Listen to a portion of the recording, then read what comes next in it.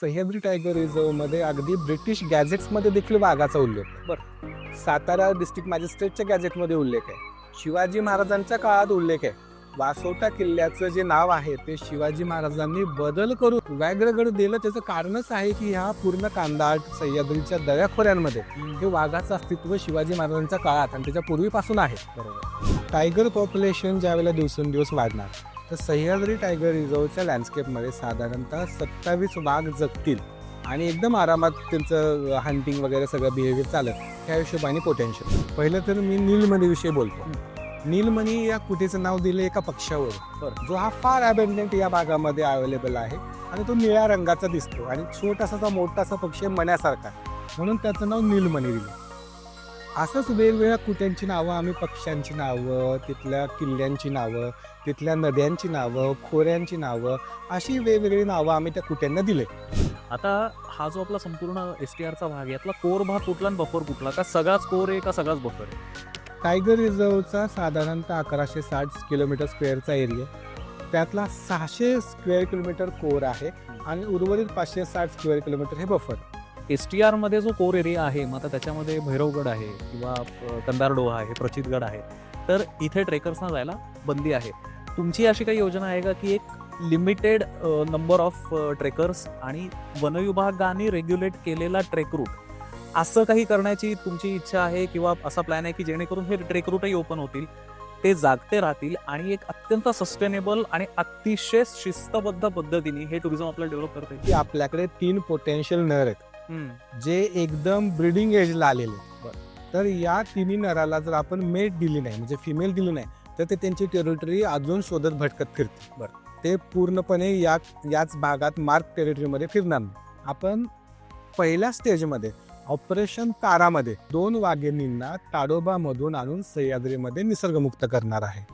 इतक्या कोर जंगलामध्ये ज्याला तुमची संपूर्ण फील्ड डायरेक्टर म्हणजे ऑलमोस्ट सगळा टायगर रिझर्व तुमच्या अंडर आहे, तुम्हाला काय वाटतं वनविभागाला चॅलेंजेस काय आहेत या सगळ्यामध्ये?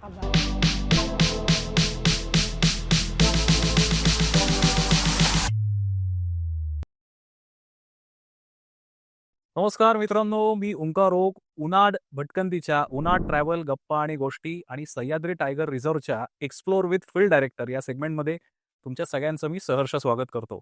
मागच्या एपिसोडमध्ये आपण असं बघितलं की मुनावळे किंवा वासोटा किंवा एकूणच सह्याद्री टायगर रिझर्व इथे आत्ता सध्या होणारं पर्यटन, त्या पर्यटनातली पुढची जी उपाययोजना आहे किंवा जी नियमावली आहे किंवा जे काही पुढे फॉरेस्ट डिपार्टमेंटचे इनिशिएटिव्ह आहेत ते कसे असणार आहेत आणि एकूणच पर्यटनाच्या दृष्टीने या सगळ्या परिसराला एक चांगले सुगीचे दिवस कसे येणार आहेत याबद्दल आपण चर्चा केली.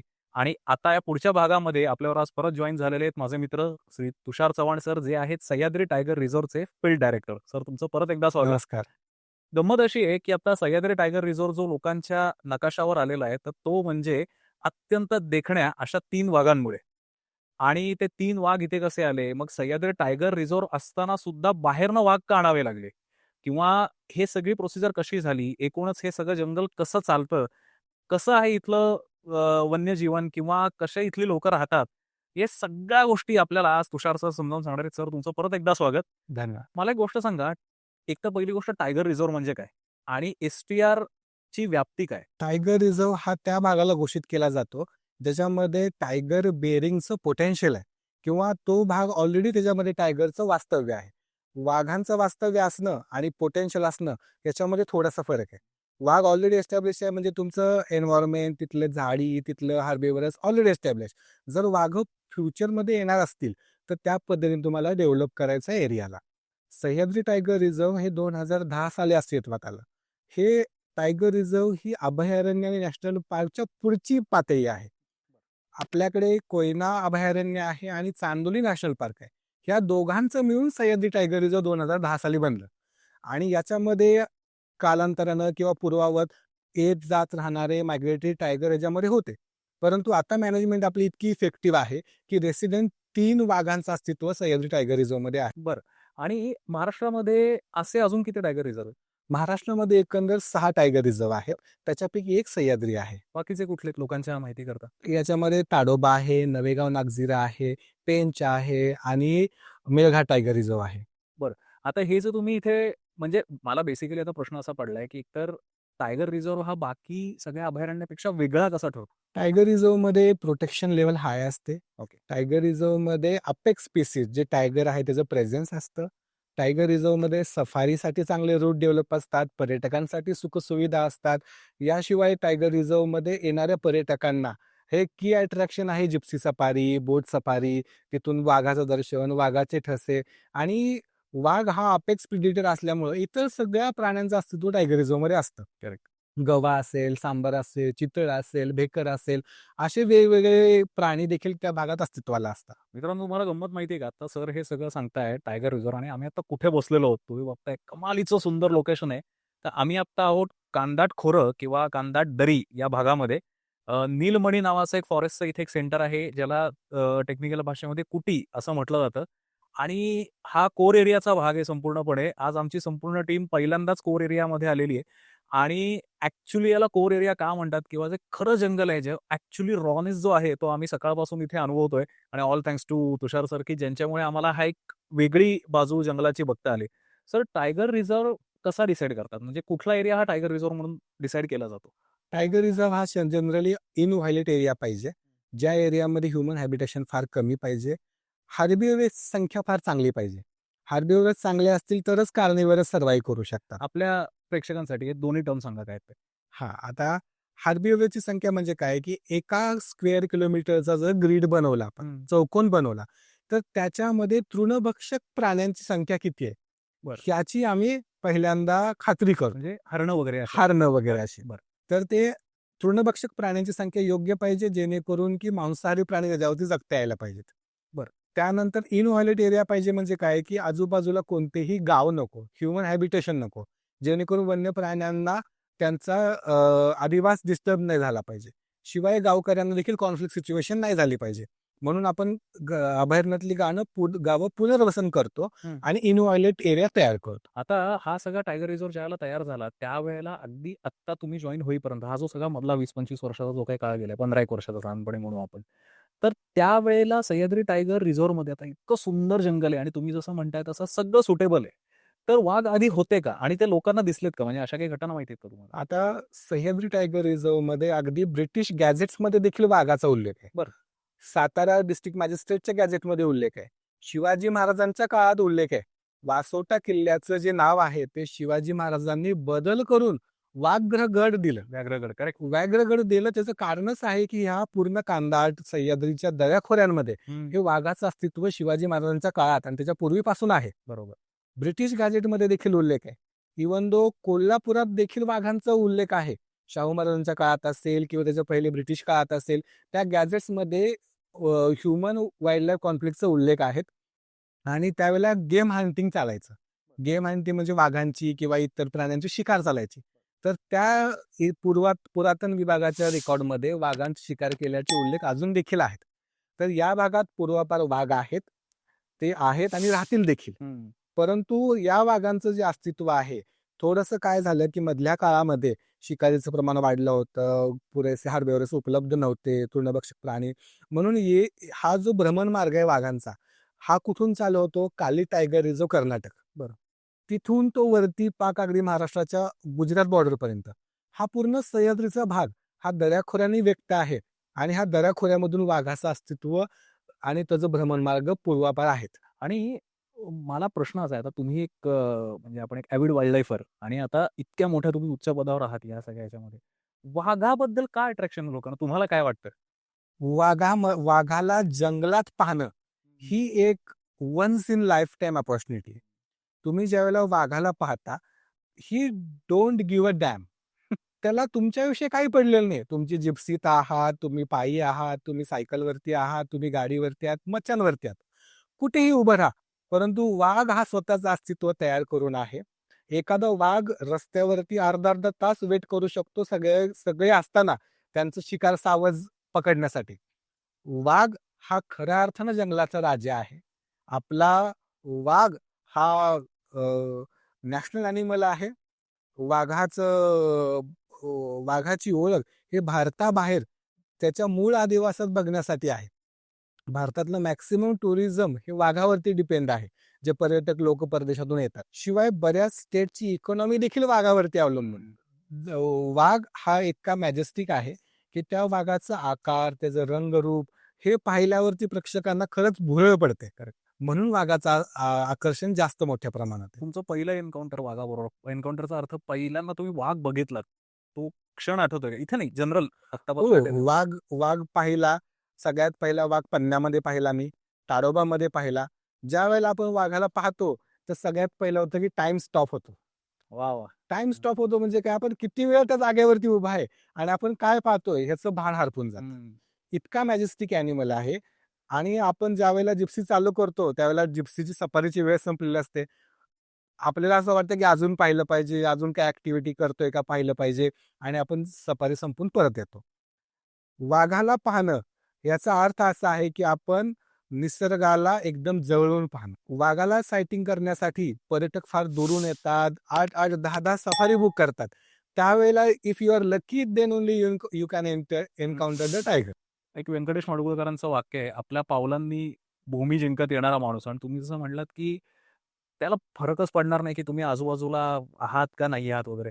पण लोकांमध्ये जे अट्रॅक्शन आहे, म्हणजे मी अनुजशी एकदा जेव्हा बोलत होतो, अनुज खरे आपला मित्र जो आहे, की त्याचा म्हणजे सफारीमध्ये गेल्याच्या नंतर लोकांचा एक टिपिकल प्रश्न आहे, दिखा क्या? दिखात्या. येस. हे एकच पुरेसं आहे की ते नक्की कशाचा उल्लेख करतायत. तर ज्या वेळेला तुम्ही आता हे म्हणजे सँच्युरी मधला जो वाघ आहे तो वाघ आणि टायगर रिझर्व्ह मधला वाघ यांच्यात काही फरक असतो का? नाही, सँच्युरी पासूनच टायगर रिझर्व्ह बनतं. बरं. सँच्युरीचं part of a tiger reserve. बरं. म्हणजे सँच्युरीमध्ये आणि नॅशनल पार्कचाच वेगळ्याने काय टायगर रिझर्व्ह होत नाही. हम्म. त्याला फक्त एक दर्जा दिला जातो टायगर रिझर्व्हचा. पण तुम्हाला दोन वाघांच्या आपण ज्याला बिहेवियरल पॅटर्न म्हणू त्याच्यात काही फरक जाणवतो? निश्चितच टायगर रिझर्व्ह मधला कोर एरियातले वाघ आहेत ते फार अतिशय जंगलामध्ये आपलं टेरिटरी मार्किंग करून आपलं अस्तित्व टिकून आहेत. त्यांना ह्युमन प्रेझेन्स नाही. असं आपण म्हणू शकतो की सह्याद्री टायगर रिझर्व्ह मधले आणि इतर टायगर टुरिझम एरियातल्या वाघांमध्ये निश्चितच फरक आहे. सह्याद्री टायगर रिझर्व्ह मधले वाघ आहेत हे शाय नेचरचे. तुम्ही वाघाला पाहण्यासाठी खूप मेहनत करता, मला दिसला पाहिजे आणि वाघ दिसू नये म्हणून त्याच्यापेक्षा जास्त मेहनत करतोय. तर before you see tiger has sighted you 50 times. म्हणजे हो हो. एका जंगलात चालणाऱ्या वनरक्षकांनी किंवा एखाद्या टुरिस्टनी वाघाला पाहिलं, त्यांनी वाघाला पाहण्यापूर्वी वाघाने त्याला 50 वेळा पाहिलं असतं. आणि इफ ही थिंग्स तरच तो स्वतःचं दर्शन देऊ शकतो. आता तुम्ही जसं म्हटलात की सह्याद्री टायगर रिझर्व्ह मध्ये जे वाघ आहेत त्यांनी वनमजुराला बघितलं, याचा अर्थ सह्याद्री टायगर रिझर्व्ह मध्ये आता वाघ आहेत. ओके. खूप लोकांचा हा प्रश्न आहे, मग आम्हाला का नाही दिसत? तर कुठे आहेत ते वाघ सध्या? सह्याद्री टायगर रिझर्व्ह मधले जे वाघ आहेत साधारणतः 3 वाघ आहेत. पहिला वाघ आहे तो चांदोली आणि तिथल्या आसपासच्या एरियामध्ये फिरतो. दुसरा आंबा साईडला फिरतो आणि तिसरा आपण जिथं बसलोय आता कांदाट खोरं आणि हा पूर्ण कोयनाचा परिसर, या परिसरात फिरतो. वाघाचं अस्तित्व ज्या वेळेला असतं की असं आम्ही जंगलात पायी चालत असताना देखील की आम्ही 11 वाजता कॅमेरा ट्रॅप ओपन केलाय आणि 10:49 त्या वाघाचं चित्र आले. हो हो हो. म्हणजे काही मिनिटाच्या अंतरावरती तुम्ही वाघाच्या मागे पुढे आहात. परंतु तो ज्यावेळेला सूट करेल, त्याला वाटेल की मी रस्त्यावरती येऊन बसेल, त्यावेळेला सायटिंग होईल. बरोबर. दुसरं कारण असं आहे की रणथंबोरचं उदाहरण घ्या, ताडोबाचं घ्या, ते ड्राय डेसिडियस फॉरेस्ट आहेत. याचा अर्थ काय की उन्हाळ्यात पूर्ण पानगळ होणार, पाणी उपलब्ध नाहीये नॅचरल सोर्समध्ये जंगलामध्ये, पाणवठे तयार केलेत. तर टुरिस्ट जिप्सीचे जे रूट आहेत ते पाणवठ्याजवळ आहेत. म्हणजे वाघाचं बायोलॉजी अशी आहे की तो उन्हाळ्याच्या दिवसामध्ये पाणी प्यायला, वॅलरिंग करायला हा वॉटर होल जवळ येऊन बसतो. आणि दुसरं कारण काय की इतर तृणभक्षक प्राणी देखील वॉटर होललाच येणार पाणी प्यायला. एन्काउंटर होऊ शकतं, शिकार करायला सोयीस्कर आहे. परंतु सह्याद्री टायगर रिझर्व्ह मधले मोस्ट ऑफ द पाणवठे 12 महिने 24 तास चालू असतात आणि ते सगळे नैसर्गिक आहेत. त्यामुळं वाघांना स्वतः चालून पाणवठ्यापर्यंत जायची गरज नाही. इथं इतका विस्तृत जलाशय आहे, शिवसागर असेल, चांदोलीचं धरण असेल, अगदी राधानगरी धरण असेल, याचं बॅकवॉटर किलोमीटर आणि किलोमीटर पसरलेलं आहे. त्यामुळे ना तृणभक्षक प्राण्यांना वॉटर होलला जायची गरज आहे, ना वाघांना वॉटर होलला जायची गरज आहे. म्हणून पाणवठ्यावरती वाघ सतत न गेल्यामुळं टुरिस्टचं सायटिंग हे कमी आहे. पण आता तुम्ही कसे म्हणतात वाघ टेरिटोरियल मार्किंग करतो, हे एक्झॅक्टली काय करतो आणि कसं करतो? वाघ हा प्राणी जो आहे हा सॉलिटरी नेचरचा आहे. म्हणजे एकटा जंगलात फिरणारा आहे. वाघ ज्यावेळेला जंगलामध्ये फिरत असतो त्यावेळेला त्याचं मेन एम आहे की त्याला इतर वाघाने त्याच्या टेरिटरीमध्ये म्हणजे त्याच्या क्षेत्रामध्ये यायला नाही पाहिजे. इतर वाघ जर त्याच्या क्षेत्रामध्ये आले तर ते देखील हंट करतील, शिकार करतील आणि याचं भक्ष्य कमी होईल किंवा यानं केलेलं शिकार ते बळकावून खाऊ शकतात. म्हणून वाघ काय करतो की ज्या ज्या एरियामध्ये फिरतो त्या एरियात आपली टेरिटरी मार्क करतो. तो एक शरीरातला स्त्राव आहे तो त्या झाडावरती तिथल्या जाणाऱ्या वाटेवरती तो सतत स्प्रिंकल करत असतो, शिंपडत असतो. जेणेकरून काय होतं की दुसऱ्या वाघाला त्या स्मेलमध्ये कळतं की इथं ऑलरेडी एका वाघाची टेरिटरी आहे, अच्छा. आपण तिथं नाही गेलं पाहिजे. जर गेलं तर कॉन्फ्लिक्टची सिच्युएशन होईल. म्हणून ते टेरिटरी मार्किंगचं काम कंटिन्यू करत असतात. पण टेरिटरी मार्किंग आता जेव्हा एखादा वाघ करतो, तुम्ही म्हणलात की 2 वाघांमध्ये कॉन्फ्लिक्ट निर्माण होऊ शकतो. तर हे ॲक्चुअली वाघांमध्ये फाईट होऊन म्हणजे आपण असे अनेक किस्से ऐकतो की ज्याच्यामध्ये एका वाघाने दुसऱ्या वाघाला मारलेलं आहे. तर हे खरं आहे का? अगदी खरं आहे. जंगलामध्ये ज्यावेळेला वाघ स्वतःला एस्टॅब्लिश करतो, अगदी दुसरा वाघ असायची गरज नाही. स्वतःच्या पिल्लांबरोबर देखील कॉन्फ्लिक्ट होतं. एक मदर आहे जिनं 1-1.25 वर्ष, 1.5 वर्ष त्या पिल्लांना लहानाचं मोठं केलं. ज्यावेळेला त्या पिल्लांना टेरिटरी पाहिजे, त्यावेळेला ते सगळ्यात पहिले एन्काउंटर मदर सोबत होता. जर मदर स्ट्रॉंग असेल तर ती स्वतःची टेरिटरी रिटेन करते. नाहीतर एखादं पिल्लू तिचं जर स्ट्रॉंग असेल तर मदरला ती टेरिटरी सोडून दुसरीकडे जावं लागतं. बापरे! म्हणजे हे त्या कुटुंबातच घडतं. कुटुंबातच घडतं. अच्छा, आता समजा एखादा छोटा आपण जर एरिया घेतला, तर ह्याच्यामध्ये दोन्ही वाघांना समजा हा एकच एरिया पाहिजे असेल, कुठपर्यंत ही फाईट जाऊ शकते? म्हणजे एक वाघ दुसऱ्या वाघाला मारून टाकू शकतो का? हो, अगदी. हे एक करू शकतो? एक वाघ दुसऱ्या वाघाला मारू शकतो. त्यांच्या टेरिटोरियल फायटिंगमध्ये कॅनन्स तुटतात, कधी-कधी मोठ्या जखमा होतात.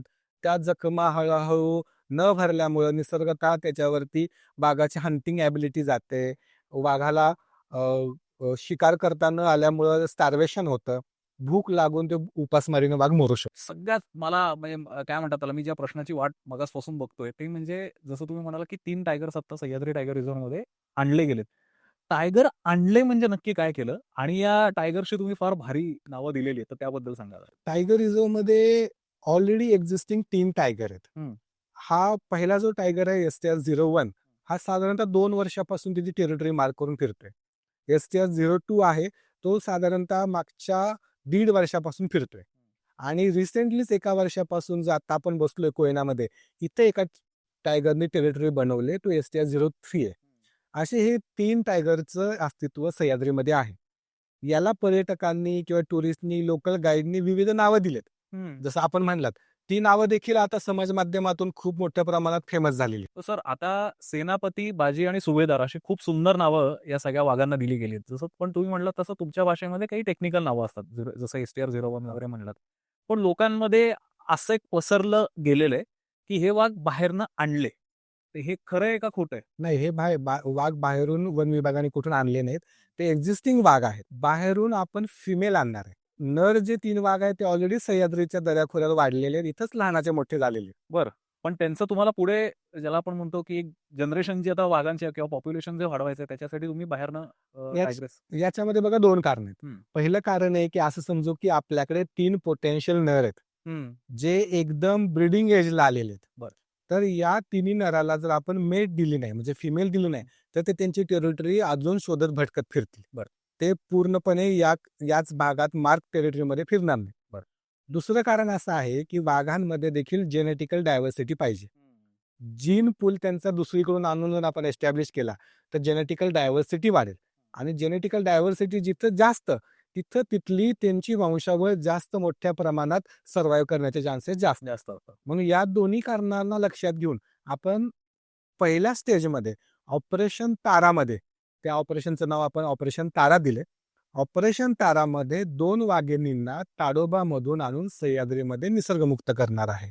पण सर आता ज्यावेळेला त्यांचा हॅबिटेट चेंज होतो म्हणजे ताडोबाचं कदाचित थोडंसं वेगळं असू शकतं, कोयनेचं थोडंसं वेगळं आहे.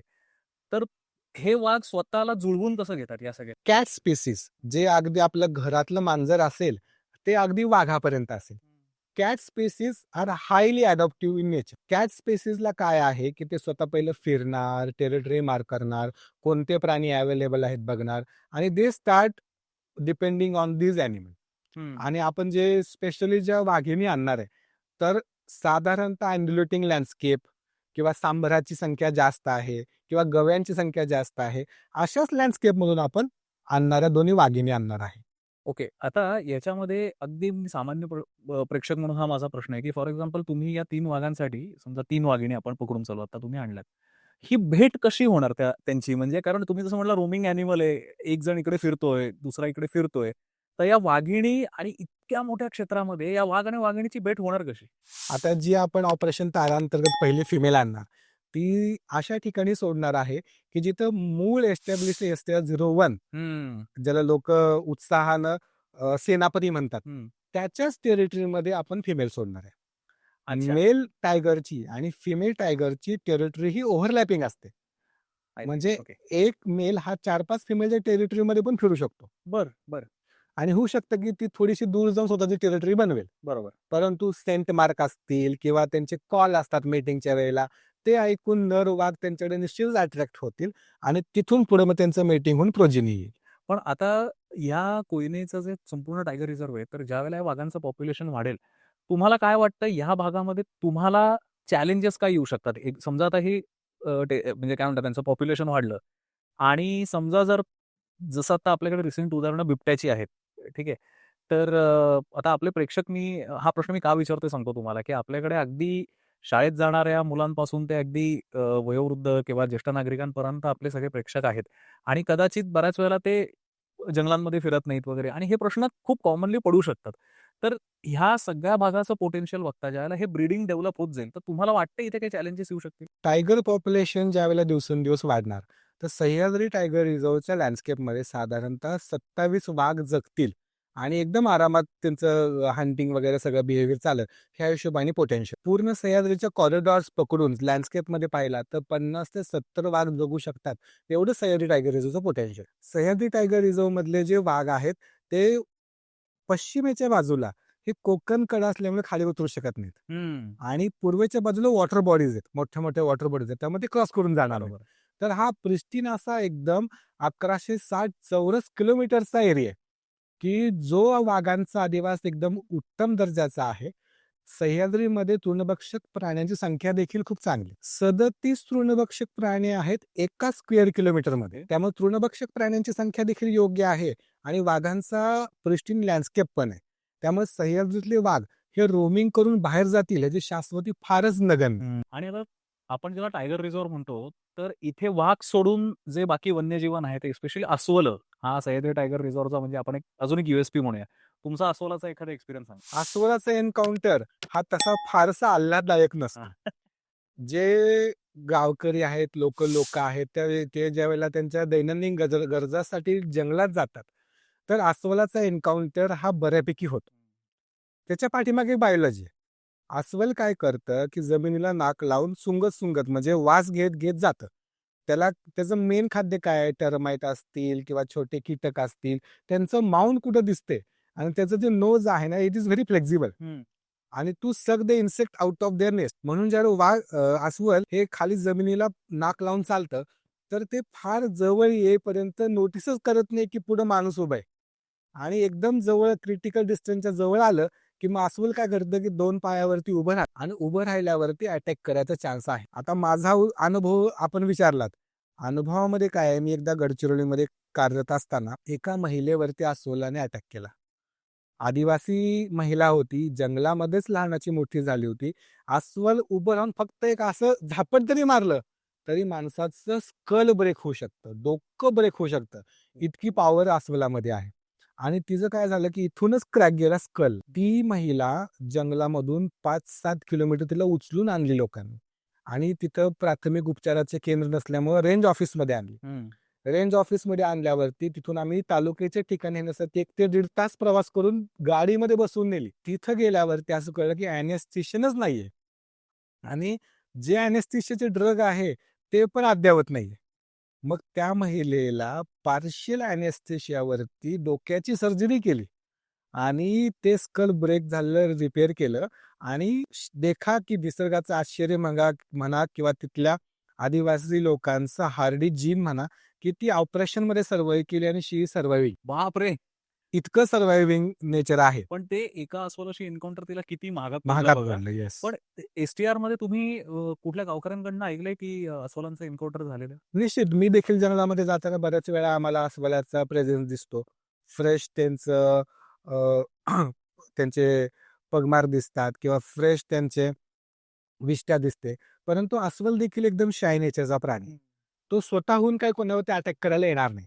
आता Instagramवरती, Facebookवरती, Twitterवरती इतके सारे रील्स फिरताय की एक टायगर आला, त्याने डायरेक्ट माणसाला हां. पकडलं, उचलून घेऊन गेला. हं. एखादा अस्वल आलं, त्यानं असं केलं. एखादा बिबट्या मुक्त संचार करतोय, गावामध्ये फिरतोय. परंतु हे सगळे एआय जनरेटेड. वन्य प्राण्यांसाठी माणूस हा नो नो झोन आहे. निग्लिजिबलच आहे. निग्लिजिबल आहे. म्हणजे माणसानं जवळून जरी गेलं तर ते भक्ष्य म्हणून त्याच्याकडे पाहत नाही. कोणताही वन्य प्राणी हे 2च कंडिशनमध्ये अटॅक करतो. पहिली कंडिशन काय आहे की त्याच्याजवळ छोटे छोटे पिल्लं आहेत हं. आणि to save the his own पिल्लं तो डिफेन्समध्ये अटॅक करतो. आणि दुसरी गोष्ट काय आहे की वन्य प्राणी ज्या वेळेला जंगलातून जात असतो आणि त्याला असं वाटतं की हा माणूस येऊन माझ्यावर अटॅक करेल, ही गाडी माझ्यावरती अटॅक करेल, त्यावेळेला डिफेन्समध्ये म्हणून ते अटॅक करतात. टेक्निकली तो डिफेन्सच आहे. डिफेन्स म्हटलं तर. येस. पण सर आता मला सांगा, की आता रिसेंटली खूप घटना वाढल्यात बिबट्यानी माणसांवर अटॅक केलेत किंवा ज्याला आपण मॅन ॲनिमल कॉन्फ्लिक्ट म्हणतो. तर का तो घडतो आणि इथे एस-टी-आर मध्ये तुम्हाला कधी जाणवलं मॅन ॲनिमल कॉन्फ्लिक्ट घडलं? नाही, एस-टी-आर मध्ये आपलं पहिलं तर ह्युमन हॅबिटेशन नाही. हं. ह्युमन हॅबिटेशन मध्ये आपले जंगलातले वन्य प्राणी जात नाहीत. हं. अगदीच हार्ड वेळेस काही वेळेस जातात, त्यांना देखील आपण क्रॉप कॉम्पेन्सेशन देतो, म्हणजे पीक नुकसानी आपण त्यांना देतो. परंतु ज्यावेळेला बिबट्या शहरामध्ये असेल किंवा इतर वाड्या वस्त्यांमध्ये असेल, बिबट्या ज्यावेळेला अटॅक करतो, तर बिबट्या हा त्याचं भक्ष्य समजून अटॅक करतो. कोणी एखादं लहान मूल अंगणात खेळत बसले खाली, त्याला वाटतं की हा काहीतरी माझं भक्ष्य आहे, हं. एखादा छोटा प्राणी आहे. आणि मोस्ट ऑफ द टाइम तो खाण्यासाठी कधीच अटॅक नाही करत. हं. तो जातो, पकडतो, द मोमेंट त्याला कळतं की हा माणूस आहे, तो सोडतो आणि निघून जातो. हं. पण वन्य प्राण्यांची अटॅक करण्याची पद्धत आहे की ते डायरेक्ट नरडीला धरतात. बरोबर. तर नरडीला धरलं की विदिन फ्रॅक्शन ऑफ सेकंद तर जीव जातो. म्हणून शक्यतो आम्ही ॲडवायझरी जारी करतो की ज्या भागामध्ये बिबट्या आहेत किंवा इतर वन्य प्राणी आहेत, तर लोकांनी एकटं दुकटं जाऊ नये. हं.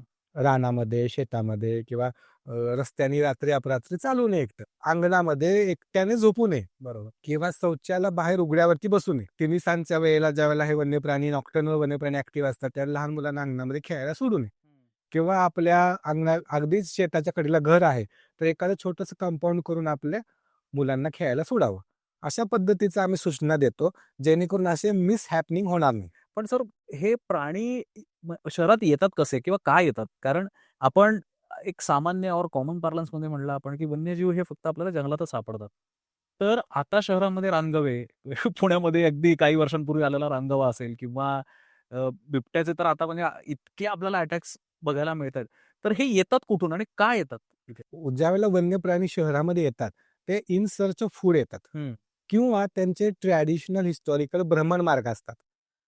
बिबट्याचा जर विचार केला तर ते भटक्या कुत्र्यांना शोधण्यासाठी शहरात येतात. बरं. आणि गव्यांचे जे मार्ग आहेत, एका एका मार्गाने एका डोंगरावरून दुसऱ्या डोंगरावरती गवा निघालाय. परंतु मध्येच ब्रिज बांधला किंवा मध्येच एखादी वॉटर बॉडी तयार झाली, तर तो दुसरा मार्ग घेतो.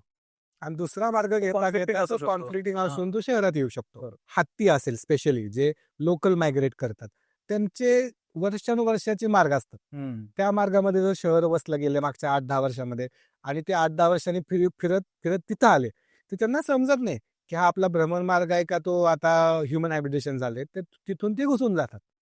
तो वन्य प्राणी हे अन्नाच्या शोधासाठी किंवा त्यांच्या भ्रमणमार्गामध्ये जर शहर येत असेल, तर त्या एरियामध्ये प्रवेश करतात. आता सर महत्त्वाचा मुद्दा असा, की ज्याला तुम्ही टायगर सेन्सस म्हणता किंवा एकूणच वन्यजीवांचं हे सेन्सस असतं. तर ती गणना जी असते, वन्य गणना, तर ही एक तर बऱ्याच लोकांना माहिती नाही, की वन्य गणना होते म्हणजे नक्की काय होतं आणि एस-टी-आरमध्ये ती कधी होतं? टायगर रिझर्व्हमध्ये किंवा पूर्ण भारतामध्ये नॅशनल टायगर कन्झर्वेशन ऑथॉरिटीनं निर्धारित केलेला एक सेन्सस होतो. ती जी व्याघ्र गणना आहे किंवा बाकीचे मांसाहारी प्राण्यांची गणना आहे, ती 4 वर्षातून एकदा होते. ही 2026 मध्ये होणार आहे. याच्यामध्ये जेवढे पण टायगर रिझर्व्ह आहेत, नॅशनल पार्क आहेत, इतर वनं आहेत, त्याच्यामध्ये आपण काय करतो, की लाईन ट्रान्झिट सर्वे करतो. त्याच्यामध्ये वेगवेगळ्या हर्बिव्हरसचा प्रेझेन्स काय आहे तो बघतो. त्यांची संख्या बघतो. त्यानंतर वाघांसाठी आम्ही एक कॅमेरा ट्रॅप लावतो. प्रत्येक वाघाला ओळखायची विशिष्ट पद्धत आहे. जसं माणसाचे फिंगरप्रिंट आहेत, ते युनिक आहेत प्रत्येकाचे. तशी त्याचे स्ट्राईपचे पॅटर्न युनिक आहेत. त्या स्ट्राईपचा डाटा आपण NTSA ला देतो. त्याच्यामध्ये NTSA पाहतं की हा जुनाचा वाघ आहे का नवीन आलाय, हा हा वाघ काली टायगर रिझर्वचा आहे का सह्याद्रीचा आहे, पाठीमागच्या सेन्ससला कालीमध्ये होता, या सेन्ससला सह्याद्रीमध्ये आहे. तर याच्या माध्यमातून आपण 4 वर्षातून एकदा डिटेलमध्ये सर्वे करतो आणि त्याच्यामध्ये प्राण्यांची संख्या काढतो आणि याचा एक रिपोर्ट देखील जारी करतो. पण सर हा ऍक्च्युली सर्व होतो कसा? म्हणजे जंगलामध्ये तुमची लोक जाऊन राहतात का? त्याच्यामध्ये काही टेक्नॉलॉजी असते कसं? हा सर्वे करताना आपण आता सह्याद्रीचा 1160 स्क्वेअर किलोमीटरचा एरिया, त्याला आपण 2x2 चा एक ग्रीड बनवतो. बरं. असे आपण ग्रीड बनवतो, साधारणतः 500च्या आसपास ग्रीड बनतात. त्या 500च्या एरियामध्ये 2 1-1 किलोमीटरच्या लाईन ड्रॉ केल्या जातात आणि त्या लाईन मधून चालताना आपण वेगवेगळे रेकॉर्डिंग तयार करतो की किती हरण दिसले, किती सांबर दिसले, किती चितळ दिसले किंवा रानडुक्कर दिसले, त्याचा डाटा तयार करतो. आणि सर्वेच्या टेक्निकनुसार हा डाटा आपण NTSA ला पाठवून ते एक्स्ट्रापोलेट इंट्रापोलेट करून त्याचा फायनल रिझल्ट काढतात. बरं. फॉर द टायगर कॅमेरा ट्रॅपचाच इव्हिडन्स हा मानला जातो. कॅमेरा ट्रॅपमध्ये दोन्ही फ्लँकचे, राईट फ्लँक लेफ्ट फ्लँकचे फोटो घेतले जातात आणि त्या फोटोवरून त्याचं युनिक आयडेंटिफिकेशन केलं जातं आणि त्या युनिक आयडेंटिफिकेशननुसार भारतामध्ये जे आता 3-3.5 हजार टायगर आहेत, त्याचं निश्चितच पॉप्युलेशन ह्या सेन्ससमध्ये वाढलेलं दिसतं. आणि आता काय आहे, म्हणजे बेसिकली मी तुम्हाला म्हटलं जसं की तुमचं आत्तापर्यंत जे टेन्युअर आहे ते वेगवेगळ्या टेरेन्स मध्ये झालेलं आहे. इतक्या कोर जंगलामध्ये ज्याला तुमची संपूर्ण फील्ड डायरेक्टर म्हणजे ऑलमोस्ट सगळा टायगर रिझर्व तुमच्या अंडर आहे. तुम्हाला काय वाटतं वनविभागाला चॅलेंजेस काय आहेत या सगळ्यामध्ये? काय तुम्ही चॅलेंजेस फेस करताय? कुठं सरकार कमी पडतंय का तुम्हाला सपोर्ट करायला? लोक कमी पडतायत का सपोर्ट करायला? काय तुम्हाला वाटतं? सरकारकडून किंवा गव्हर्नमेंटकडून पॉसिबल तेवढी मदत येतच आहे. पॉसिबल तेवढ्या फॅसिलिटी दिल्या जातात. फॉरेस्टमध्ये आपल्याला गस्त करताना वेगवेगळे पेट्रोलिंग कॅम्प्स आहेत, जसं आपण आत्ता बसलोय. हा देखील एक कुटी आहे. वेगवेगळ्या ठिकाणी आपल्याला जाण्यासाठी बोटीचे रस्ते आहेत, पायवाटा आहेत. तर आम्ही जसं फंड येईल तसं ते डेव्हलपमेंट करतोय. कॅमेरा ट्रॅपची संख्या वाढवायला पाहिजे. आमच्याकडे अद्ययावत ड्रोन्स पाहिजेत, नाईट विजन पाहिजेत, त्यानंतर बायनॅक्युलर्स पाहिजेत. ह्या सगळ्या साधन सामुग्रीची निश्चितच कमतरता आहे. परंतु काळानुरूप त्याच्यामध्ये बदल होत आहे, हळूहळू संख्या वाढत आहे. Even though as a foundation आम्ही प्रायव्हेट डोनर कडून देखील ॲक्सेप्ट करतो. जर कोणी एखादा CSR मध्ये काम करत असेल, एक वाखाणण्याजोगं उदाहरण आहे की ICICI फाउंडेशनने आपल्या प्रत्येक कुटींवरती सोलार पॅनल बसवले वा वा. आणि सोलर इलेक्ट्रिसिटी प्रत्येक कुटीमध्ये उपलब्ध करून दिली. आता या कुटीमध्ये ना नेटवर्क आहे, ना इलेक्ट्रिसिटी आहे, ना इथून काय कॉन्टॅक्ट व्हायचं साधन आहे. वायरलेसचा पुरवठा केला जातो. वेगवेगळ्या NGOज कडून कपडे देखील डोनेट करून वनमजुरांना दिले जातात. अशा पद्धतीचं डोनेशन देखील आपण वन विभाग किंवा फाउंडेशन मार्फत ॲक्सेप्ट करतो. वन विभागाचे कर्मचारी ज्यावेळेला जंगलगस्ती करत असतात, त्यावेळेला जंगलगस्ती करताना विशिष्ट पद्धतीचे शूज लागतात. बऱ्याच वेळेला ते शूज वॉर्न ऑफ होतात, ते लवकर मिळत नाहीत. वन विभागामध्ये कॅमोफ्लॉगचे कपडे लागतात. ते कपडे देखील वर्षातून एकदाच मिळतात. तर लोकांना ज्या डेली गरजा आहेत त्याच्यामध्ये तर फार मोठे चॅलेंज आहेत. ज्यावेळेला कुटींवरती राहतात, निरीक्षण कुटींवरती राहतात, त्यावेळेला 4-4 महिने कट ऑफ राहतो एरिया. खूप पाऊस असतो, अनएक्सेसिबल एरिया असतो, इलेक्ट्रिसिटी नाहीये, मोबाईलचं नेटवर्क नाहीये, त्यामुळे कम्युनिकेशन होत नाहीये. घरच्यांना भेटण्यासाठी जाण्यासाठी वेळ लागतोय. टीव्ही असेल किंवा इतर कुठल्या सुविधा नाहीये तिथं. त्याच्यामुळे लोकांचा हा सोशल लाईफमधून कट ऑफ व्हायचा चान्सेस जास्त आहेत. अशा वेळेला त्यांना मोटिवेट करणं खूप गरजेचं असतं. आपले लोक ज्यावेळेला जंगलामध्ये फूड पेट्रोलिंग करतात, गस्ती करतात. सपोज आपण व्हेइकलनी गस्ती करतोय आणि आज जंगलात काय पेट्रोल पंप नाहीये. त्यामुळे तुम्हाला तेवढं फ्युएल देखील कॅरी करावं लागतं. हे मोठं चॅलेंज आहे. जाताना दऱ्या-खोऱ्यातून, नदी-नाल्यातून चालत जावं लागतं. ते चालत जात असताना खूप जळू लागतात पायाला. कधी असं होतं की टिक बाईट होतात. त्या टिक बाईटचा देखील आम्हाला सामना करावा लागतो. जंगलातून जाताना बऱ्याच वेळा असं होतं की वन्य प्राण्यांचा जर तो जायचा मार्ग असेल, तर आम्हाला 2-2 तास, 3-3 तास वाट देखील बघावं लागते. एकाचा गव्याचा कळप पुढे उभा आहे, तर 2-3 तास वेट करावं लागतं की त्यांना पास होऊ दे, मग आपण तिथून जाता येतं. असे विविध अडचणी हे जंगलामध्ये फेस करावं लागतात. जंगलामध्ये जाताना ऊन, वारा, पाऊस याची तमा न बाळगता आपल्याला दिलेलं फूड पेट्रोलिंगचं लक्ष्य आहे, ते साध्य करावं लागतं. पण सर आता जसं तुम्ही म्हटलात की या थोड्याशा सोयी-सुविधांची वानवा इथे आहे किंवा हे कमी पडतं. लोकांना असं वाटणार, अरे हे तर गव्हर्नमेंटचं काम आहे. मग सरकारी असून सुद्धा तुम्हाला सरकार हेल्प का करत नाही? निश्चितच सरकार त्यांच्या परीनं जेवढा नियतव्यय आहे, जेवढा फंड उपलब्ध आहे, त्याच्यातून आपापल्या सुविधा देतच आहे. परंतु त्या सर्व सुविधा काही सरकारला 1 वर्षात किंवा 2 महिन्यात देणं शक्य नाही. त्याला खूप कालांतर लागणार आहे. पण कॉन्झर्वेशन मध्ये आपण त्याला मिस करू नये. म्हणून फाउंडेशनच्या द्वारे सह्याद्री टायगर फाउंडेशनच्या द्वारे आपण प्रायव्हेट डोनर कडून देखील डोनेशन ऍक्सेप्ट करतो. ते कॅशमध्ये असेल किंवा वस्तूंमध्ये असेल. ICICI फाउंडेशननी दिलेलं आहे. इतर खूप सारे NGO देत आहेत. आता जंगल बेल देखील त्यांनी एक ड्राईव्ह घेतला पुण्यामध्ये आणि जे खूप चांगल्या पद्धतीने ठेवलेले अनयूज कपडे ते त्यांनी गोळा केले. ते आपण वनमजुरांना वाटप करणार आहे.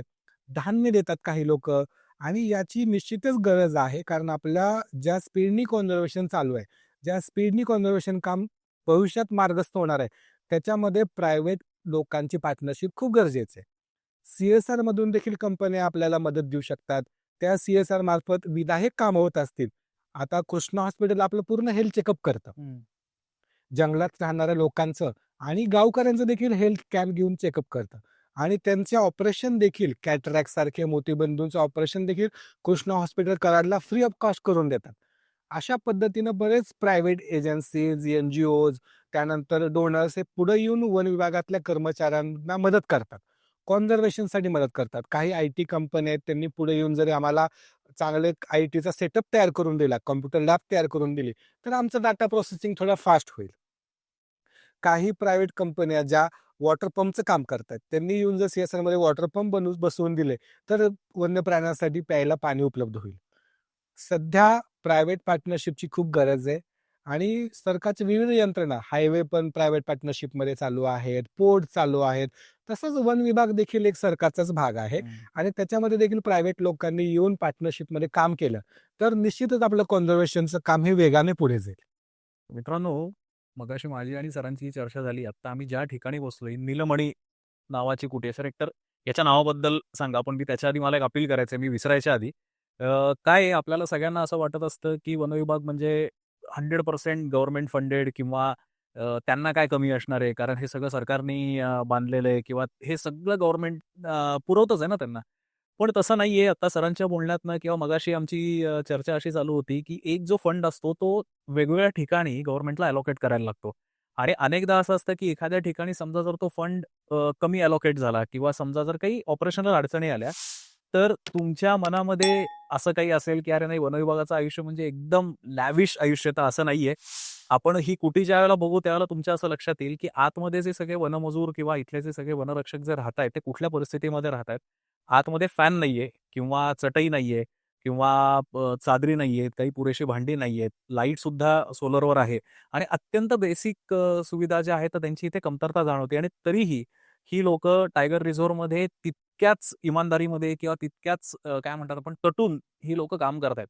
पण याचा अर्थ असा नाही, की त्यांचं म्हणजे जनरली आपण गमतीमध्ये असं म्हणतो, "अरे काय कमाल लाईफ आहे त्यांचं." सिटीमध्ये जी सगळी हसल आहे, तर त्याच्यापेक्षा हे वनविभागाचं आयुष्य खूप छान आहे. पण हे प्रॅक्टिकली नाहीये. हे आज आम्हाला इथे आल्यानंतर कळलं. तर आपल्यापैकी अनेक जण मोठमोठ्या कंपन्यांमध्ये मोठमोठ्या पदावर असतील. आपल्या ओळखीची काही लोकं अशी असतील, की जी खूप उदार मनाने वनविभागाला सहाय्य करू शकेल. तर माझं सगळ्यांना असं सिन्सिअर आवाहन आहे, की शेवटी ही सुद्धा माणसंच आहेत इथे राहणारी आणि त्यांना सुद्धा तो अधिकार आहे, ते एक चांगलं बेसिक लाईफ जगण्याचा जसं आपण जगतोय. तर त्याच्यामुळे तुमच्या मार्फत जेवढी मदत वनविभागाला करता येईल, तुषार सर तुम्ही ती कशी करता येईल हे पण जाता सांगा. तर माझं तुम्हाला सगळ्यांना आव्हान आहे, जेवढं तुम्हाला पॉसिबल करता येईल, मग ते सोशल ड्राईव्हज असतील किंवा CSR असेल किंवा सेल्फ फंडिंग असेल, तेवढं तुम्ही वनविभागाला सहकार्य करावं. हे कसं करता येईल सांगा? येस. पहिलं तर मी नीलमणी विषयी बोलतो. हं. नीलमणी या कुटीचं नाव दिले एका पक्ष्यावरून, बरं. जो हा फार अबंडंट या भागामध्ये अवेलेबल आहे आणि तो निळ्या रंगाचा दिसतो आणि छोटासा मोठासा पक्षी आहे मण्यासारखा, म्हणून त्याचं नाव नीलमणी दिले. असंच वेगवेगळ्या कुट्यांची नावं, आम्ही पक्ष्यांची नावं, तिथल्या किल्ल्यांची नावं, तिथल्या नद्यांची नावं, खोऱ्यांची नावं, अशी वेगवेगळी नावं आम्ही त्या कुट्यांना दिले. प्रत्येक कुटीचं आयडेंटिफिकेशन करण्यासाठी दिलेलं ते नाव आहे. वन विभागामध्ये आपले जे वनमजूर असतील, फॉरेस्ट वॉचर असतील, वनरक्षक असतील, यांच्याविषयी मला एक वाक्य बोलायचं आहे. The strength of wolf is a pack and strength of a pack is a wolf. याचा अर्थ काय, की वन विभागाचा खरा जीव आत्मा हा वन विभागातील तळागाळात काम करणारा कर्मचारी, ॲब्सोल्युटली. वनमजूर असेल, वनरक्षक असेल, फॉरेस्ट वॉचर असेल, हा वन विभागाचा कण आहे.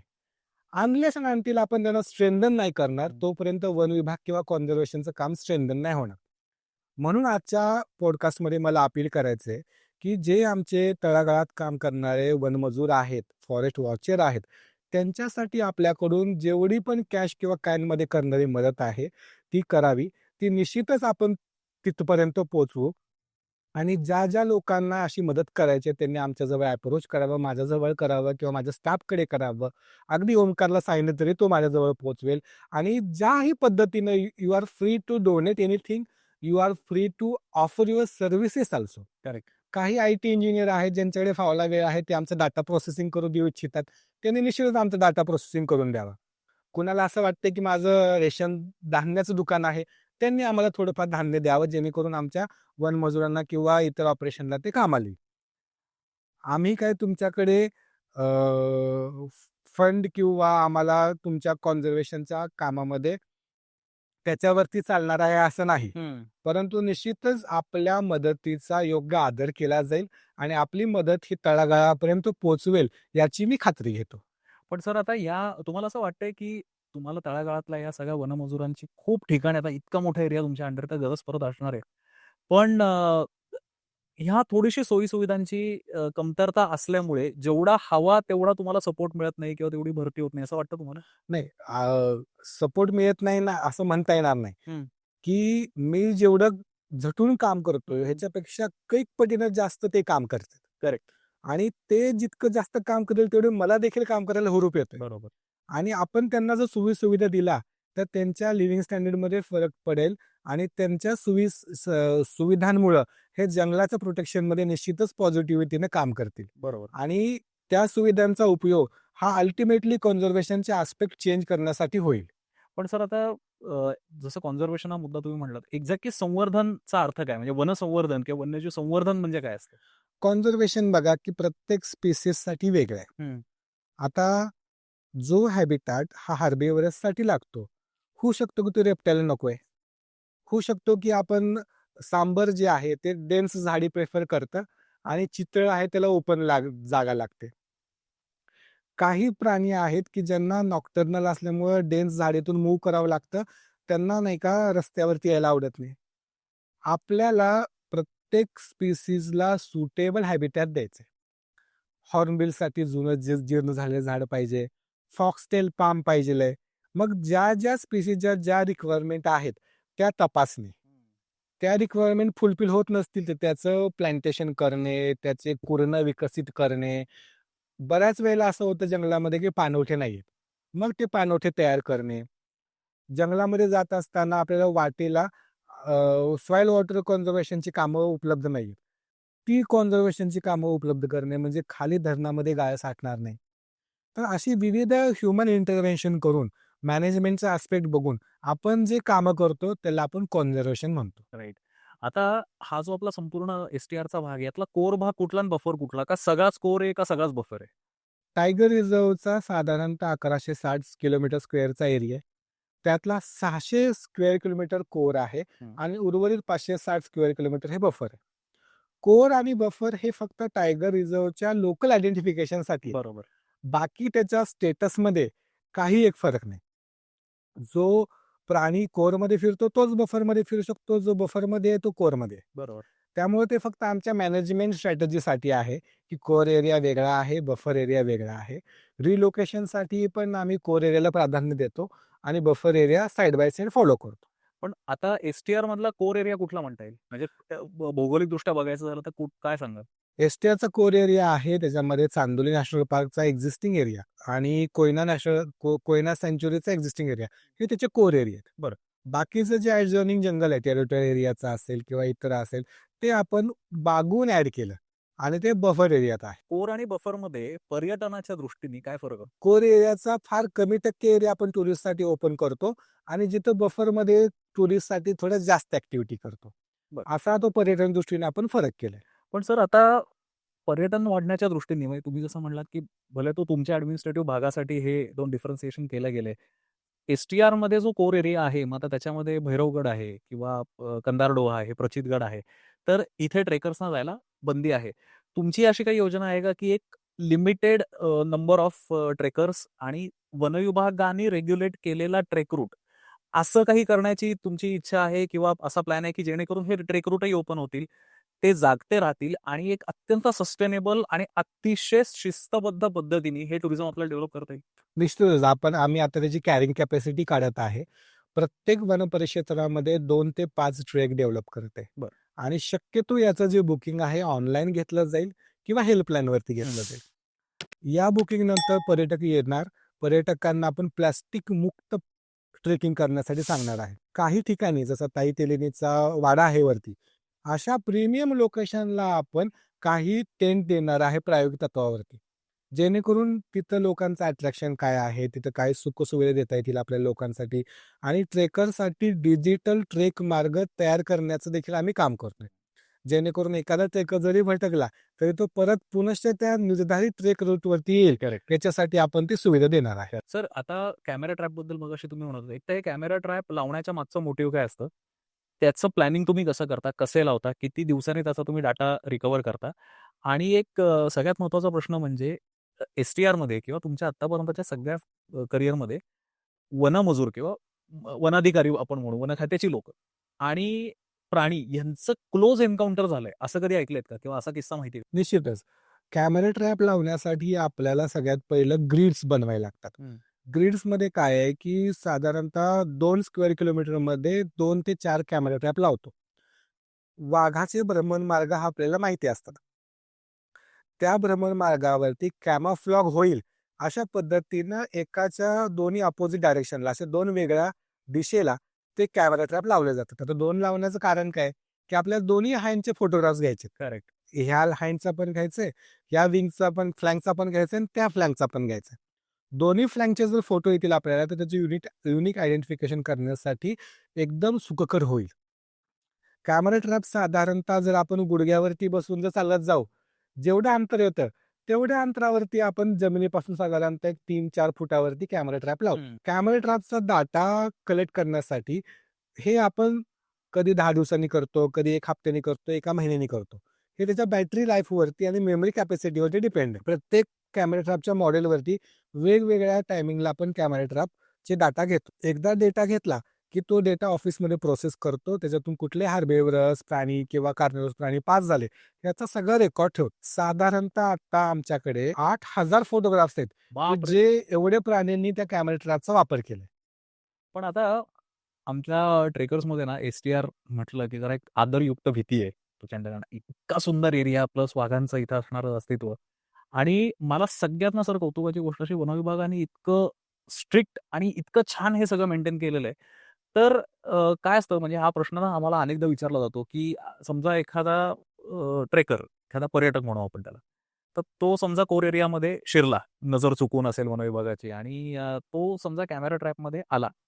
तर तो लोकेट कसा होतो? म्हणजे तो डेटा तुम्ही कसा रिट्रीव्ह करता? की कारण बऱ्याच वेळेला आम्ही असे किस्से ऐकलेले आहेत, की कोयना किंवा चांदोलीमध्ये एखादं समजा तुम्हाला व्यक्ती तिथे दिसला वनविभाग सोडून, तर त्याला तत्क्षणी वनविभागाची गाडी तिथे येते आणि मग पुढची कायदेशीर कारवाई होते. हे कसं ट्रेस होतं? फॉरेस्ट डिपार्टमेंटचे कॅमेराज आणि आयज हे तुमच्यावरती आहेत. ट्रेकर ज्यावेळेला जंगलातून जातात तर दे लिव्ह द ट्रेल. ट्रेल म्हणजे काय, की कॅमेरा ट्रॅप आपले वेगवेगळ्या जागे डिप्लॉय आहेत.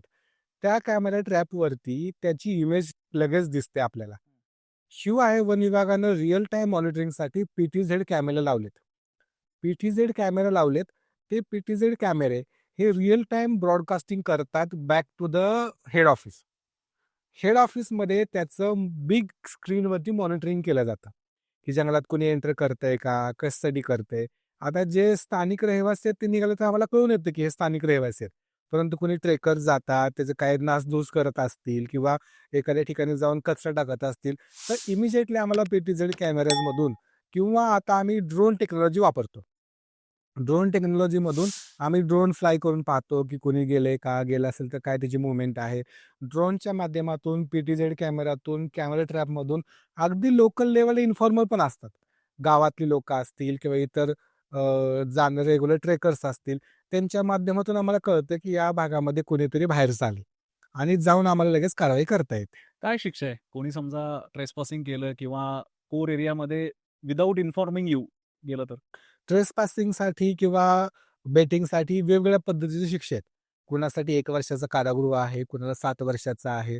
त्यामुळं before you enter, you should take a proper permit of department आणि मगच फॉरेस्टमध्ये जायला पाहिजे. माझं तुम्हाला सगळ्यांना आव्हान असं आहे, की कंधारडोह, प्रचितगड किंवा हे कितीही जरी तुम्हाला एक्साइटिंग आणि एन्चॅन्टिंग वाटत असतील, की आपण तिथे जाऊया, तरी without permission, without proper guidance अजिबात तिथे जाऊ नका. कारण तो अत्यंत सेन्सिटिव्ह झोन आहे आणि अत्यंत कडक अशी कायदेशीर कारवाई त्याच्या मागे दडलेली आहे. इन केस जर तुम्ही सापडलात, तर मात्र पुढची कारवाई रोखता येणं अवघड आहे. त्याच्यामुळे मी सरांच्याही वतीने तुम्हाला असं आवाहन करतो, की ज्यांना कुणाला प्रचितगड किंवा कोर एरियामधले ट्रेक एक्सप्लोर करण्याची इच्छा असेल, सध्या ऑफिशियली वनविभागापर्यंत कडून जोपर्यंत ते ट्रेल्स ओपन होत नाही, तोपर्यंत सध्या तरी आपण कुठल्याही प्रकारचं ट्रेसपासिंग एसटीआरच नाही, पण कुठल्याही प्रतिबंधित क्षेत्रामध्ये करू नये. सर, मगाशी ऑपरेशन ताराबद्दल तुम्ही बोललात, तर हे ऑपरेशन तारा कधी होणार आहे? कसं होणार आहे? कसं तिचं मॉनिटरिंग केलं जाणार आहे? ऑपरेशन तारा हे त्या ऑपरेशनने दिलेले नाव आहे. त्याच्यामध्ये फर्स्ट स्टेजमध्ये आपण 2 वाघिणींना ताडोबाच्या कोर झोनमधून आणणार आहे. त्या वाघिणींना आणणार, 1 बाय 1 आणणार आहे. त्या वाघिणींना आणून आपण सह्याद्री टायगर रिझर्व्हमध्ये निसर्गमुक्त करणार आहे. हे निसर्गमुक्त करण्यासाठी येणारी वाघीण ही 900 किलोमीटरचा प्रवास करून येते. मग निश्चितच त्या ॲनिमलला थोडंसं स्ट्रेसमध्ये जाईल किंवा आपल्याला तुझं बिहेवियर बघायचंय. म्हणून आम्ही एक सॉफ्ट रिलीजसाठी एन्क्लोजर बनवलंय. त्या एन्क्लोजरमध्ये आपण आणणाऱ्या वाघिणीला ठेवणार. तिचं बिहेवियर चेक करणं, ते सगळे CCTV लावलेले आहेत. त्याचं रिअल टाईम मॉनिटरिंग करणार.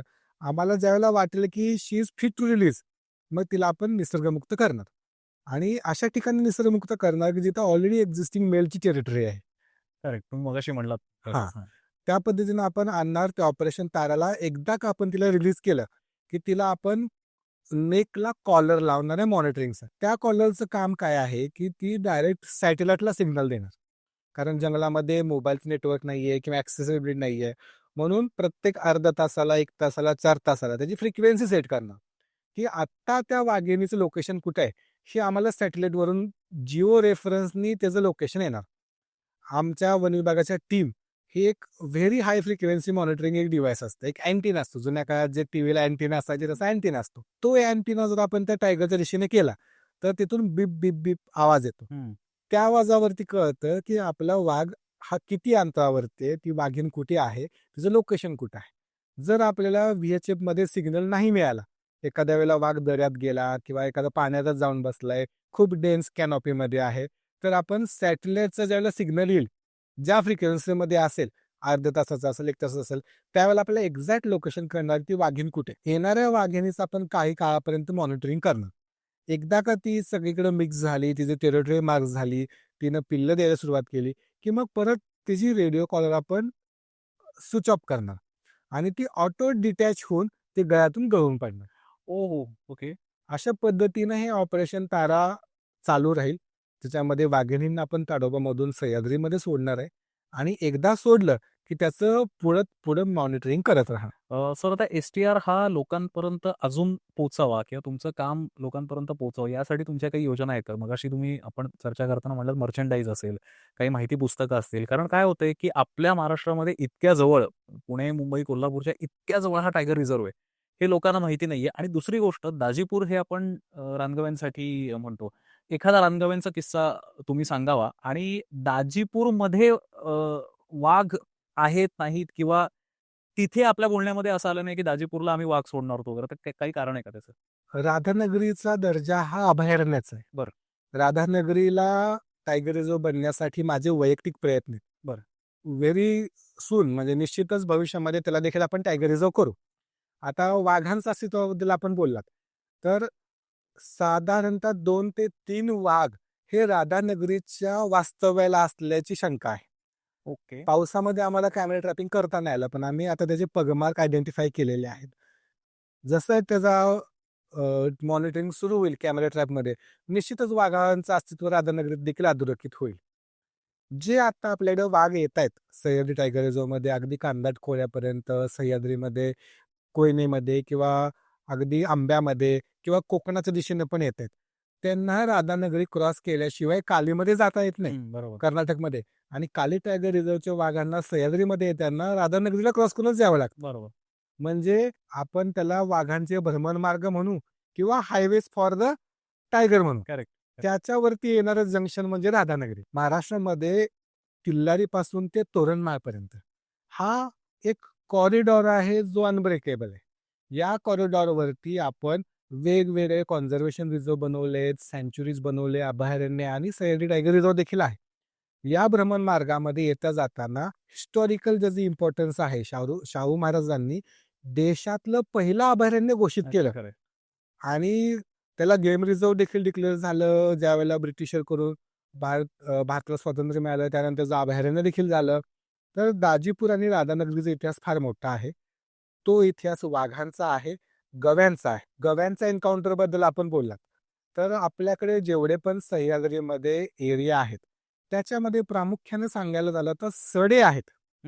सडे म्हणजे काय की डोंगरावरती असलेली पठार, जसं कासचं पठार आहे, असं झोळंबीचं पठार आहे, सोनारलीचं आहे, विविध पठार आहेत. या पठारावरती देखील कास एवढीच बायोडायव्हर्सिटी आहे. या पठारांवरती प्रामुख्यानं चरणारा प्राणी म्हणजे गवा आणि संध्याकाळच्या वेळेला एकत्र राहिल्यानं वाघाचा अटॅक रोखता येतो. म्हणून मी ज्या वेळेला कधी नाईट पेट्रोलिंगला जंगलामध्ये जातो तर निश्चितच मी सड्यांवरती जातो आणि तुम्ही ज्यावेळेला सड्यांवरती जाता आणि ज्यावेळेला गाड्यांचा प्रकाश पडतो त्या सड्यांवरती त्यावेळेला फक्त डोळे लखलखतात आणि ते सगळे डोळे गव्यांचे असतात. तर गव्यांचा विशेष भाग आहे की सड्यांवरती त्यांचं अस्तित्व आहे. सड्यांवरती ते एकत्र रात्रीच्या वेळेला थांबतात किंवा चरतात आणि दिवसात ते कारवेच्या बेटांमध्ये किंवा इतर ठिकाणी ते चरत असतात. सर, तुम्ही अपॉइंट झाल्यापासून आम्ही खूप छान गोष्ट तुमच्या बाबतीत ऑब्झर्व केली की तुम्ही सोशल मीडियाच्या माध्यमातून खूप छान इनिशिएटिव्ह घेताय. मग म्हणजे इंस्टाग्राम ऍक्टिव्हेट करणं असेल एसटीआरचं किंवा हा पॉडकास्ट असेल वगैरे वगैरे. तुम्हाला किती गरज वाटते सोशल मीडियाची एसटीआरच्या प्रमोशनसाठी?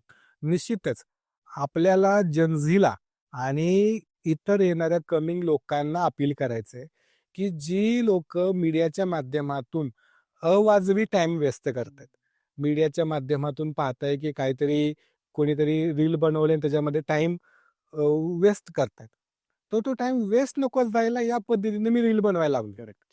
तो टाइम सत्कारणी लागेल. नेचरचं माहिती मिळेल, एखादा बर्डचं माहिती मिळेल, एखादा वॉटर होल दिसेल, टायगर्स ऍक्टिव्हिटी दिसेल, वन विभागाचं काम दिसेल. हे सर्व लोकांना पोहोचवण्यासाठी आम्ही सोशल मीडियाचा फायदा घेतोय. बरोबर. आणि सोशल मीडियाच्या माध्यमातून आता मी जर एखादी एज्युकेशनल डॉक्युमेंटरी बनवली, त्याचा रीच किती आहे? 500,000 लोक. पण जर एखादी आपण 20 सेकंदाची रील बनवली त्याचा रील कितीतरी हजारांमध्ये किंवा मिलियन्स मध्ये आहे. तर सोशल मीडियाचा वापर हा एज्युकेशनल पर्पजसाठी आणि आपलं काम हे जनसामान्यपर्यंत पोहोचण्यासाठी हे माझ्या माध्यमातून आम्ही करतो. तर इतकी सुंदर माहिती एसटीआर बद्दल, कारण मला असं वाटतंय उन्हाळ भटकंतीचा कदाचित हा असा एकमेव आणि आता पहिला पॉडकास्ट असावा की जिथे एसटीआरचे फील्ड डायरेक्टर आमच्या पॉडकास्टवर आलेले आहेत आणि संपूर्ण आम्हाला अगदी आतून बाहेरून तुम्ही हे सगळं समजावून सांगितलं. तर त्याबद्दल तुमचे मनपूर्वक धन्यवाद. इतक्या तुमच्या वेगळं शेड्यूलमधनं तुम्ही हा सगळा वेळ काढलात. आणि मित्रांनो, वाघांच्या संदर्भात किंवा एकूणच वाईल्ड लाईफच्या संदर्भात आपल्याकडे अत्यंत दर्जेदार अशी पुस्तकं उपलब्ध आहेत. तर किताबवाला यांच्या तुम्ही वेबसाईटवर जाऊन किंवा इंस्टाग्राम पेजवर जाऊन ही पुस्तकं तुम्ही नक्की विकत घेऊ शकता आणि एकूणच आपल्या सगळ्या वाईल्ड लाईफ बद्दल खूप छान माहिती तुम्हाला मिळू शकते. तुषार सर, उन्हाळ भटकंतीतर्फे तुमचे परत एकदा मनपूर्वक धन्यवाद. आज खरंच आपण जे म्हणतो ना, निसर्गामध्ये वेळ खरंच थांबते. तर खरंच असं वाटतंय, कारण इतकी सुंदर शांतता आपल्या इथे आहे आणि हा कसा वेळ गेला म्हणजे खरंच कळलं नाहीये. मनात असं वाटतंय ही वेळ थांबलेलीच आहे, पण ऍक्च्युली घड्याळात वेळ मात्र पुढे जातोय. पण हेच निसर्गाची मला असं वाटतं ही कमाल आहे की तो गुंगवून टाकतो तुम्हाला आणि तो परत परत यायला भाग पडतो. तर त्याच्यामुळे तुमच्यावर आम्हाला नक्की परत एकदा हे कोयनाखोर आणि एसटीआर फिरायला आवडेल. तुम्ही आलात त्याबद्दल तुमचे मनपूर्वक धन्यवाद. धन्यवाद. हा, इकडे ते डायरेक्टली दिलं तरी चालते, आपण मध्ये जोडूया. आज आपण सह्याद्री टायगर रिझर्वच्या एकदम प्रिस्टीन आणि कोर एरियामध्ये फार छान पद्धतीने गप्पा मारल्या. सगळ्यात पहिलं तर उडान भटकंती चॅनलचं खूप धन्यवाद की त्यांनी हा पॉडकास्ट केला. पॉडकास्टच्या माध्यमातून मला सगळ्या दर्शकांना सांगायचं आहे की आपण सगळ्यांनी प्लॅन करून सह्याद्री टायगर रिझर्वला निश्चितच भेट द्या. इथले मर्चेंडाईज घेऊन जा, सोविनर शॉपला भेट द्या, बोट राईड करा, ट्रेकिंग करा आणि निसर्गाचा आस्वाद घ्या. सह्याद्री टायगर रिझर्वमध्ये भेट देण्यासाठी आपल्याला फार अंतर नाही जायचं पुण्या मुंबईच्या प्रेक्षकांना. त्यांना अगदीच आपल्या कार ड्राईव्हवरती सह्याद्री टायगर रिझर्व आहे. आपल्याला फ्लाईट पकडून ताडोबाला जावं लागतं किंवा रणथंबोरला जावं लागतं. इतक्या लांब जाण्याची गरज नाही. Do come in Sahyadri and spend your weekend in Sahyadri. अशा पद्धतीनं आपण सह्याद्रीमध्ये येऊन स्टे करू शकतो. इथल्या होमस्टेला वाढवा देऊ शकतो आणि निसर्गामध्ये भटकंती करू शकतो. धन्यवाद.